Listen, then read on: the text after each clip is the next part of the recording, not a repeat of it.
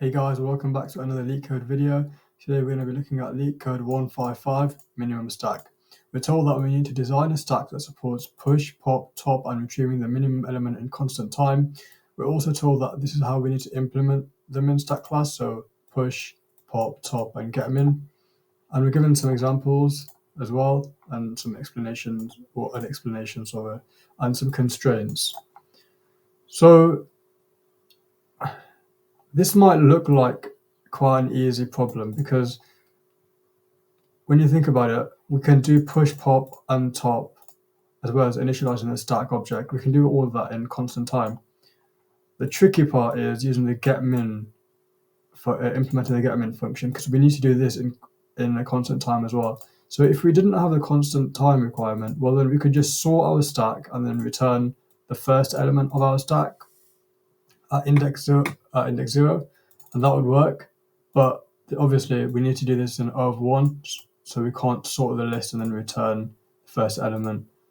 So the way we can solve this is, in addition to managing our stack variable, we also want to create a min stack variable. We want to create another stack which will store simply the minimum elements in the stack.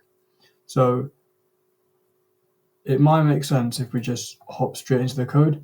So let's initialize in our init function, let's initialize our stack and let's initialize our minimum stack. So when pushing to our stack, we can simply say self.stack.append and our value.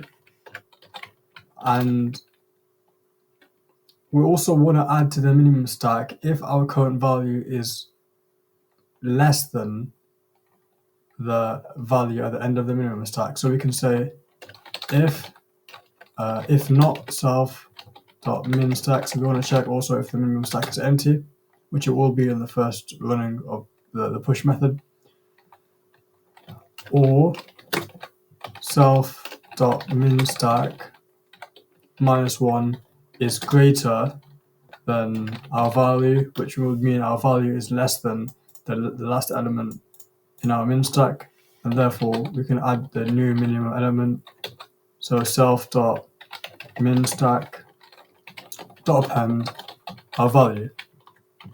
So popping, we can just do self.stack.pop, and we can store the popped element or the pop variable, or the pop value, sorry, in a popped value variable, and we'll say if popped value equals self.min stack -1.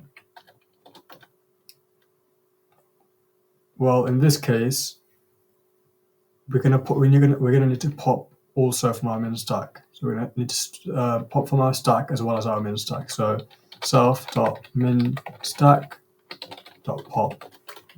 For our top method, we need to retrieve the top element of the stack, which is easy to do. We just say return self.stack and -1, which will give us the last element in our stack. And we can copy and paste this for our getMin method as well. So we'll say self.min stack, we're going to return the last element in our min stack. So this should be all the code that we need. Let's run our code, make sure it works. Okay, we pass the sample test case. Let's submit our code. List index out of range, getMin, self.min stack -1.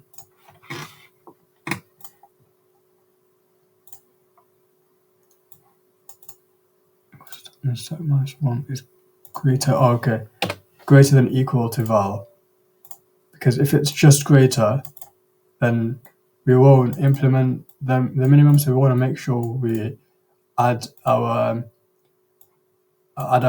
value to self.min stack if it's greater than or equal to the last element in our min stack. So let's submit our code again. That should solve the issue.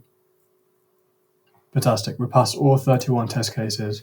So of course, in terms of time complexity, we're looking at an O of 1 time complexity, and space complexity, we're looking at O of n space complexity, since we are storing all the elements in the stack. So I hope this video made sense, guys, and I'll catch you in the next one.